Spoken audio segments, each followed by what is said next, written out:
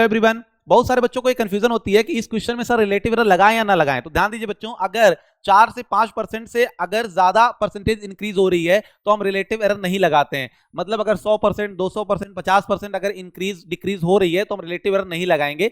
3-4% होती है, 5% होती है, 1-2% होती है तो लगाते हैं। तो इसको कैसे करें सर? इसको ट्रेडिशनल मेथड से करेंगे। कैसे करेंगे? ध्यान दीजिए, पहले मान लो काइनेटिक एनर्जी थी हमारी ई, बाद में जब हम 300% बढ़ा देंगे तो किसी का भी अगर हम 300% बढ़ाएंगे तो क्या हो जाएगा बच्चों? अगर हम के का ही 300% बढ़ाएं तो हमारा कितना हो जाएगा?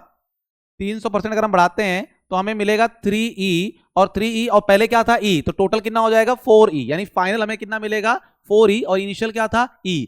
अब हम कैसे इसमें परसेंटेज चेंज निकालें? मोमेंटम में काइनेटिक एनर्जी पहले E था, 300% बढ़ाएंगे तो 4E हो जाएगा। तो मोमेंटम में चेंज कैसे निकालेंगे? इसके लिए ध्यान दीजिए बच्चों, ये फॉर्मूला होता है P = √2mk। तो यहां अगर हम रेशियो लें P2/P1, ठीक है, तो हमें यहां से मिलेगा √K2/√K1, ठीक है, m कैंसिल हो जाएगा रेशियो लेंगे तो, ठीक। इसके बाद हम दोनों तरफ -1 कर देंगे। दोनों तरफ -1 करने से हमें चेंज मिलता है, तो ये क्या हो जाएगा? क्रॉस मल्टीप्लाई करेंगे तो P2 - P1/P1, फिर हम इंटू 100 भी कर सकते हैं परसेंटेज के लिए। यहाँ पे क्या हो जाएगा? √K2 - √K1/√K1 इंटू 100 कर देंगे तो इससे हमें क्या मिल जाएगा? परसेंटेज।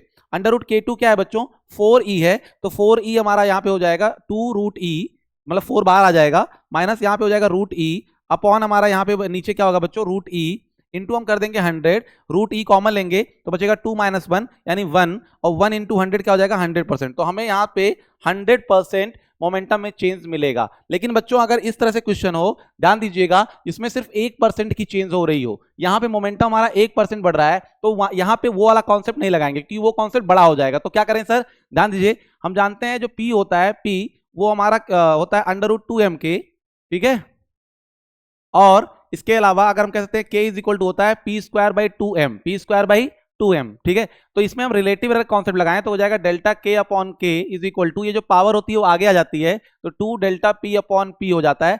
2m में कोई परसेंटेज चेंज नहीं होगा क्योंकि मास में कोई चेंज नहीं हो रहा है, तो मास को नहीं लिखेंगे क्योंकि उसमें कोई परसेंटेज चेंज नहीं हो रहा है, ठीक है। तो 2ΔP/P, इसमें इंटू 100 भी हम आप कर सकते हैं, तो परसेंटेज इंक्रीज आ जाएगा मोमेंटम में, ठीक। मोमेंटम में कितना परसेंट इंक्रीज हो रहा है? 1%, तो यहाँ 1 का मल्टीप्लाई कर देंगे तो हमें टोटल काइनेटिक एनर्जी में कितना चेंज मिलेगा? 2% मिलेगा।